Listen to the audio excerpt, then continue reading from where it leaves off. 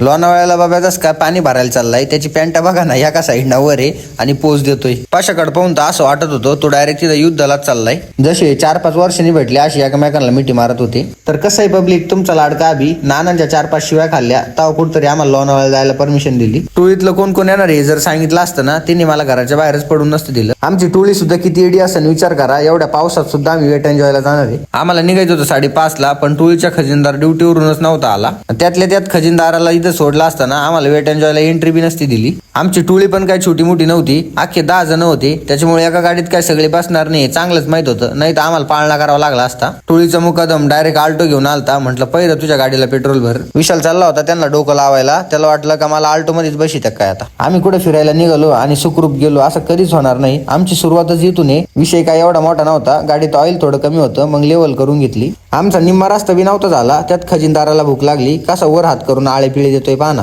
मुकादम घरूनच जेवण करून आलता, त्याच्यामुळे त्याचं काही टेन्शन नव्हतं. पण खजिनदार उपाशी होता आणि तो उपाशी तर असा होता त्यानं तब्बल 3.5 किलो भजे खाल्ले असतील भाऊ. बाब्याची पॅन्ट बघूनच मला लय हसू येत होतं, जस काय वेट एन्जॉयला पाणी भरायला चाललाय. खजिनदाराचा नाश्ता करून झाला तर मुकादमाला भूक लागली. म्हटलं थांब पुण्यात जाऊनच आता जेवण करू. हॉटेलमध्ये आमचं स्वागत बी बघा ना कोणा केलंय. सगळे नॉनव्हेज खाणार होते. मग हॉटेल बी असं बघितलं ना तिथं प्रॉपर नॉनव्हेज भेटन. बाब्या तर फोनवर डायरेक्ट हायकोर्टाला दम देतोय, आता 2 दिवस मला काही फोन नको करू. आणि सगळेजण बघा ना कसे मोबाईल मध्ये मग्न झाले. मला तर काय करावं असं झालं. आता आपले व्लॉग लय पार्ट मध्ये येणार आहे, त्याच्यामुळे अकाउंटला फॉलो करून ठेवा आणि पुढच्या व्लॉगला तर लय मजा येणार आहे. चला मग काय डायरेक्ट आपण आता वेट एन्जॉय मध्ये भेटू.